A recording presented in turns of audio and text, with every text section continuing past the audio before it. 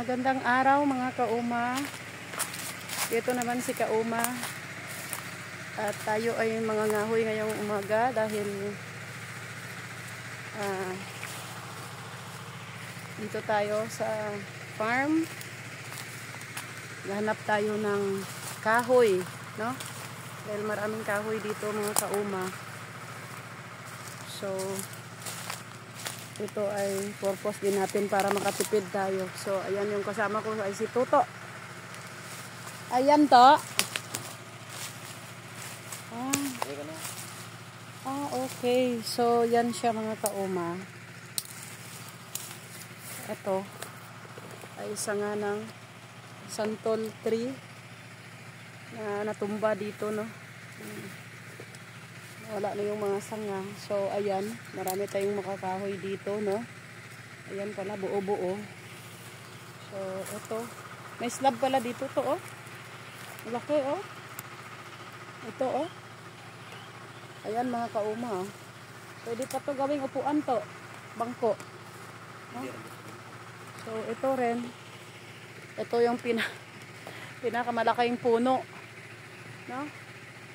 Grabe. Galing, pwede to ikahoy to. So, yan mga kauma, no? Medyo mainit na. Dahil anong oras na ito, no? Kung ating makikita dyan, sa likod na yan, mga katubuhan yan, mga kauma. Tubo po yan. Tubo or sugar cane na tanim, no? So, dito naman sa kabila, masyadong mainit. Dito naman ay palayan. So, ayan, naririnig natin yung ingay ng motor, no? Para sa water pump. So, ito nagsiselfie lang ako eh. Ito, oh. Kayang-kaya na ito. Dahil tuyo naman na yung kahoy, no? So, pwede na namin dalhin ito mga kauma. So, ayan na. Si Tuto, may bit-bit na siyang nahuhulog. Nahuhulog yung ano ko, ah. So, si Tuto ay may bit-bit na siyang kahoy. Ito, kay kauma, magaan lang naman siya mga kauma eh. Dapat sa likod. Oh, lagay natin. Ilagay ni kauma sa likod, no? Awak pa ako ng stick ng selfie. Ayan. Ha! Go! O yan si Tuto naman. Si Tuto. Naglalakad na kami. Ito yung bahay-bahayan ni Tatay Nunoy dito. So, ang bilis ni Tuto. Tuto, ang bilis mo to. Kasi ako nagbi-video pa eh. So, kami ay maglalakad na. Oh, galing oh. Ito, malaking kahoy rin ito. Ito ay kamatsili. No? Puno ng kamatsili.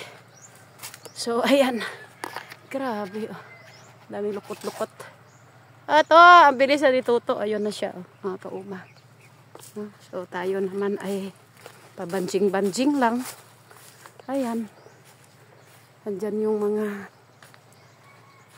katubuhan, ang tubo. So, ni-schedule na ito kung kailan yung ano, yung harvest ng tubo.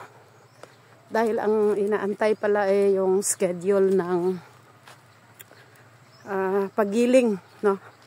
Doon sa Kalamay, sa Muscovado Sugar. So, kaya ayan, nade-delay pa yung ano, schedule ng harvest ng tubo. So, dito sa kabila, ayan, kung makikita, wala pang tanim dyan. At hayun, yung alagang aso, si Blacky, sumama din. Ano ka dyan? Ginagwardyahan mo yung busing mo? Loko to si Blacky. Ayan, ang daming kakahuyan pala dito, oh. Oh, yung dried na. Ayan pa, oh, yung inipon niya ni Tatay Ibo. No? Mga sanga ng niyog. Gagamitin yan para sa ano yun? Dito galing baka may itlog. Wala naman. Kung saan nanging itlog na eh.